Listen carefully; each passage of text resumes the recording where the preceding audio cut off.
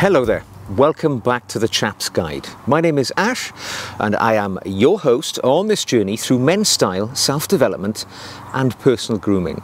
Now today is another of my Back to Basics video series in which I take a topic or a theme which often has been suggested by a viewer and I try and make it a little easier to understand or offer some advice which will help it easier for you as you encounter these situations on your own journey to Chap Nirvana.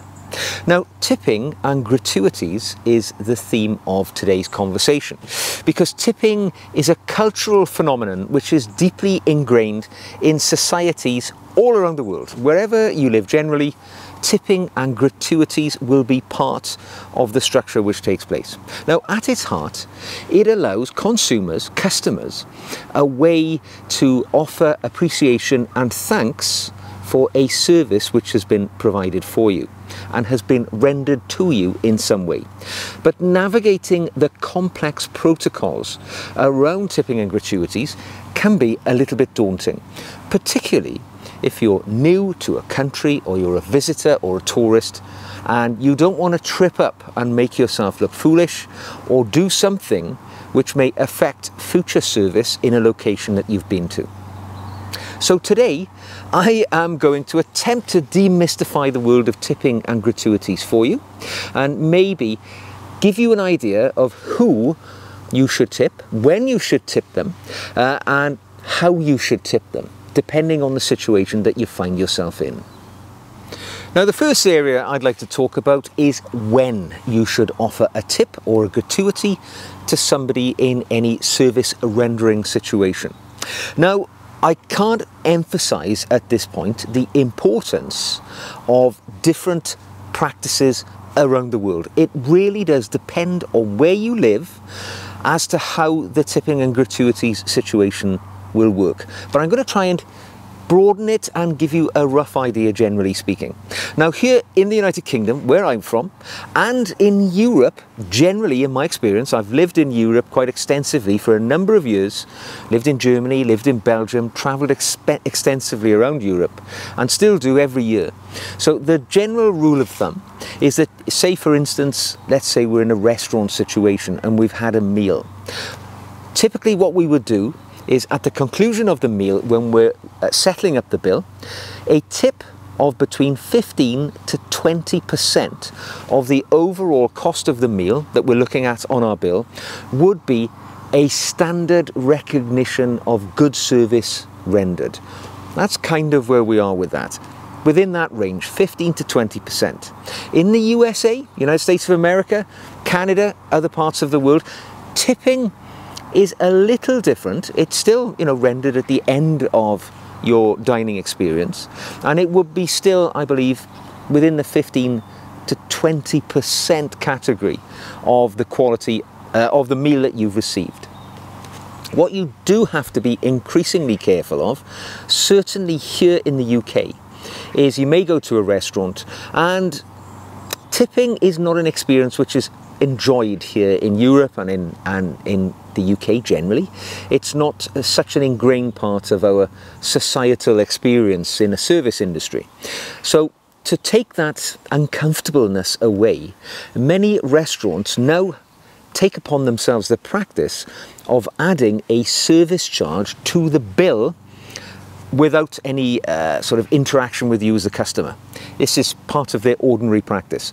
So it's really important that when you get the bill, you need to have a good look at it to see if a service charge has been added. Now, I regularly see service charges where they'll say, service charge of 12.5% and upwards has been added to the bill.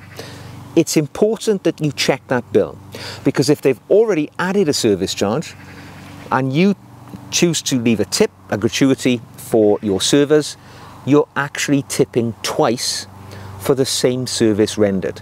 Now, it might be commendable to do that if you've got the server's good interest in heart, but really as a customer, as a consumer of the product, it could be said to be taking advantage of you. So check to see that if a service charge has already been added to your bill. Of course, if you're uncertain, if it's unclear or the bill is rather vague, some places might just have handwritten comments on a bit of paper with a number, don't be afraid to ask. Has a service charge been added to this bill already? I'm sure there'll be no problem with asking. They'll be quite happy to clarify, because, you know, if there hasn't been a service charge added, they'll tell you because they're expecting a tip. But if you're not sure, ask. Now, talking about tips in a wider spectrum, let's talk about bars. Here in the UK and in Europe, generally speaking, it is not common practice to tip the bartender. All right, if I go into a pub, as I do on a weekly basis, I will order my drink.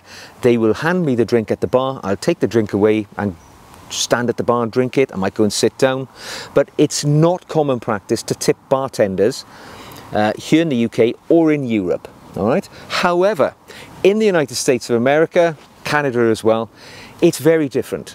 I've travelled extensively in both locations, North America, and it is quite common for there to be an expectation that every time you order a drink from your bartender, you know, you leave a small tip each time that you get a tip, you get your drink. You know, there's normally quite often you go to places and there's a big jar at the end of the bar where you can throw $1 in. It seems to be very much of the common practice. I have been in bars. I was in one in Texas some time ago where I remember standing at the bar having a drink. A fellow came in with a group of people and he said to the bartender, he ordered the round of drinks. He took $50 bill out of his pocket, showed it to the bartender and said, look, I'm tipping you for the night rather than doing it each time I come up, and he popped it into the jar. The bartender then, and this is very cunning actually by the customer, the bartender was very grateful. He acknowledged that a substantial tip was going in the jar, and I've no doubt that when that customer returned to the bar on each occasion to get a refill of drinks for the large group of people he was with, he would have got a preferential service. But not only that, there was probably about 10 of them. They were probably going to have quite a few drinks during the course of the night. It might have actually worked out cheaper for him to tip all in one go in that mechanism of tipping, which ingratiates himself with the bartender, improves the service he was going to get later on in the night, and, you know, everybody's happy in a way. So, you know, in the States, North America, it's a little bit different. Here in Europe, it's very different. As a general rule of thumb, certainly in the UK and in Europe, there is this sort of philosophy that if you serve yourself, so if you go up to the bar, you're ordering a drink, you're taking it away, you're doing the work yourself. Nobody's serving you. The bartender's just doing their job. They're just pulling a pint, giving it to you. There's no service rendered in essence. But if you're sitting down and somebody comes to you, takes an order, goes away and brings that order to you, that is a service rendered. And in those sort of situations, a tip would be, if not expected, I would say appreciated. Here in the UK, also in Europe. So in other words, if you're up on your feet and you're serving yourself, no tip. If you're seated, somebody serves you, you can consider a tip. When it comes to hotels, a little bit different. It is expected, generally, to tip for services within the hotel. So additional services above and beyond your standard normal hotel experience. So in other words, if somebody is handling your baggage, if you pull up and somebody carries the baggage to your room, it will be typical to tip that individual. If you order room service, again, somebody is bringing a service to you rather than you getting it yourself, you know, a tip would normally be appreciated. What I notice these days is rather than tipping the individual at the time of that service, you tip at the point of settling your bill. Otherwise, you know, where do you end with the tipping? You're tipping your baggage handler, you're tipping room service every day, you're tipping the maid who cleans your room. At the end, when you're settling your bill at the hotel reception, you make clear, you know, I would like to add 10% as a service charge for everything which I've received during my stay, or whatever you feel is appropriate for the situation that you find yourself in, obviously. So that would be what one would expect. When it comes to taxis, or mini cabs, wherever you may be in the world, again, at the conclusion of your journey, a tip would be typical. It depends on where you are. I mean, I can only speak for the UK, North America and so on, but what you tend to do, I would tend to add about 10%. So I had a taxi the other day from from the train station to my home. I'd been to London, I came home. I think the bill was something like £9, so I rounded it up to £10. It was approximately 10% on top of, a little bit more actually, on top of the bill which I had for my journey home. That would be typical. And you know, most taxi drivers, I think, would expect, if not deeply appreciate, a tip along those lines. So the next thing I'd like to talk about is exactly how much do we tip? You know, I've alluded to it a few times there, but how much do we tip people for services rendered? And like I said, it does vary quite widely, but for meals, I would say, as I said, between 15 to 20%, that would be typical. It can be a sliding scale depending on the service which you have received. So, I mean, let's be honest, if you've been sat there for quite some time, the waiting staff haven't been attentive to you, you've waited longer than you would reasonably expect, maybe between the courses of your meal, or they haven't been attentive, they haven't asked you, do you want a refill for your drink, when clearly your glass has been empty for a while. You know, this is what we are tipping for, really, good service. So on that sliding scale, if the service has not been good, you know, tip towards the lower end of that scale. If the service has been excellent and you feel you've been particularly well cared for, then you can tip at the top end of the scale or above and beyond. It depends on the situation. But in the United States of America, it's a little bit different again, because gratuities, tips, are an important source of income for the waiting staff in many food venues, because pay can be very poor for people who work in those jobs. So they come to rely upon, and to a degree are dependent upon, those tips which they will get above and beyond what may be a very paltry, core salary.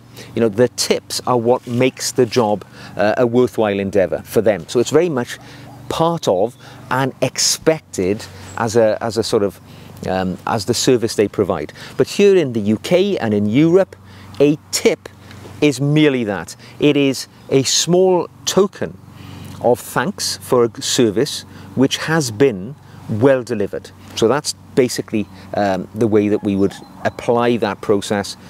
In the US, very much more expected than in the UK and Europe, where it is merely a tip.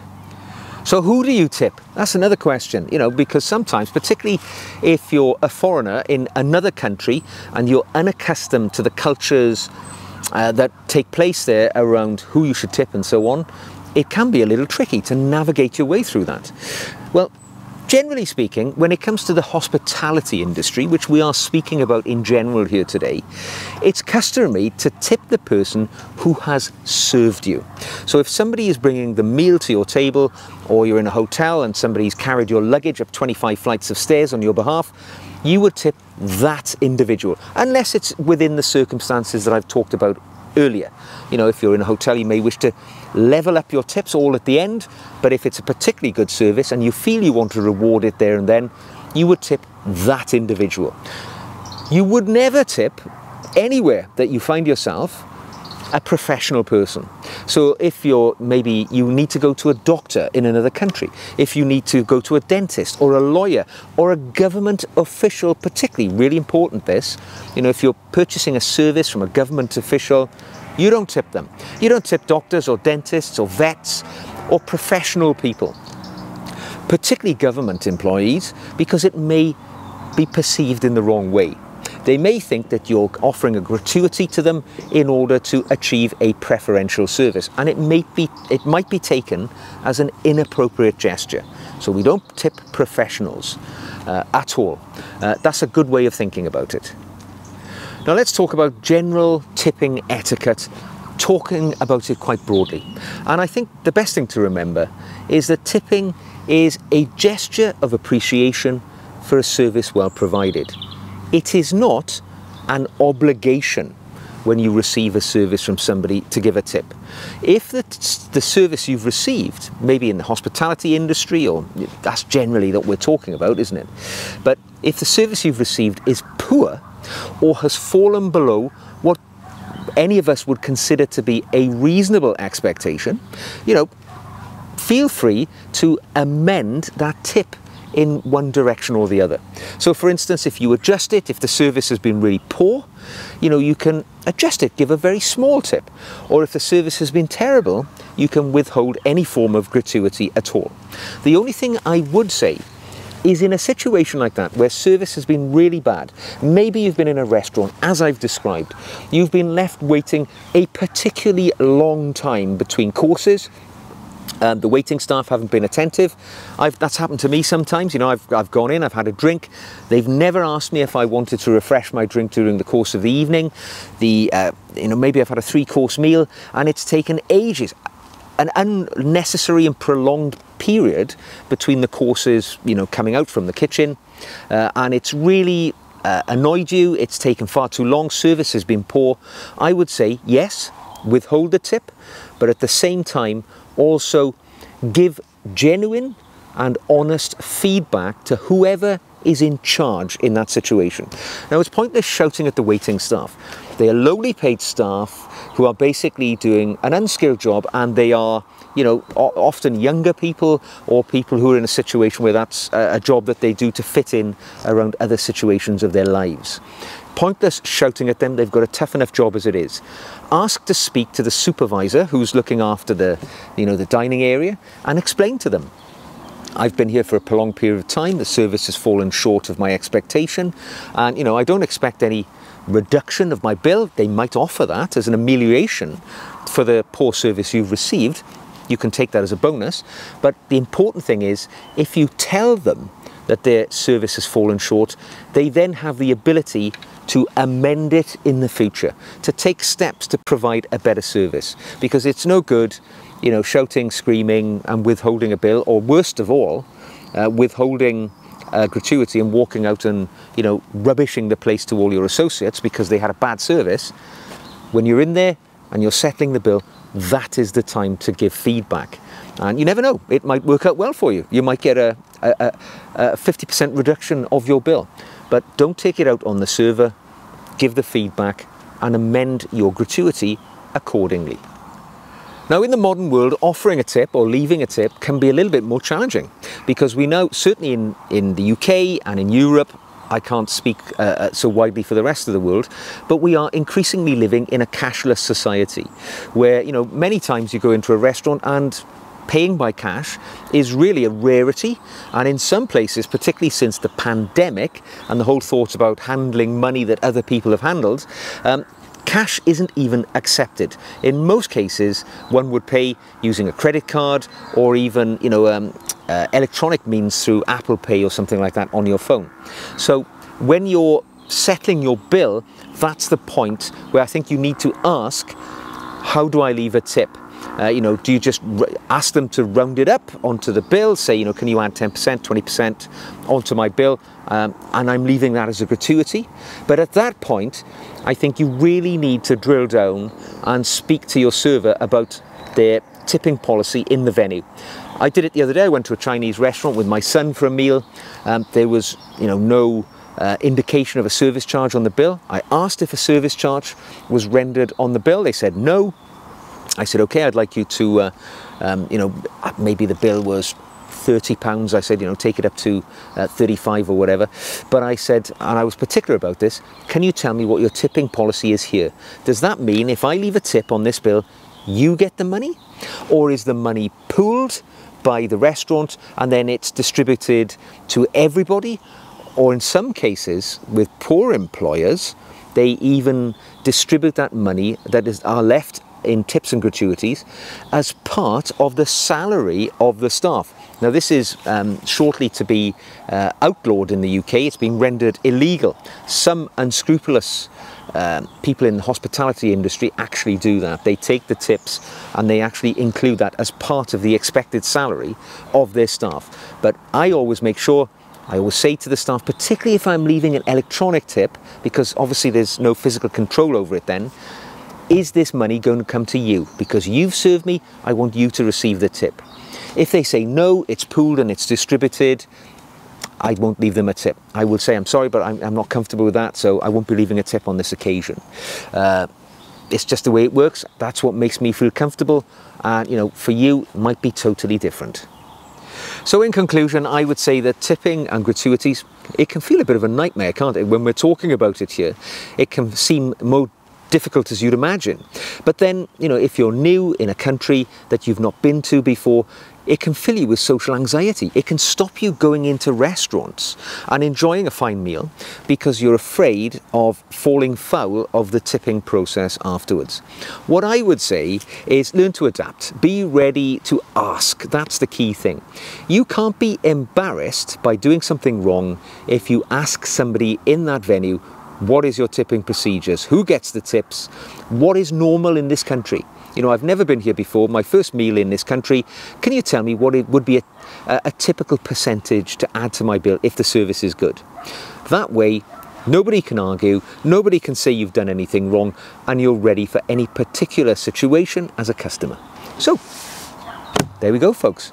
Don't let being afraid of tipping and gratuities hold you back from having a great time. If you've enjoyed this video, give it a thumbs up. If you'd like to see more, subscribe. If you'd like to support the channel, leave me a comment in the comment section below. Drop me a question in an email. You can even buy me a coffee as an act of appreciation, or even become a patron and join the Chap's Guide family. And I make extra video content for my patrons, and we've got a different dialogue going on over there on my Patreon channel.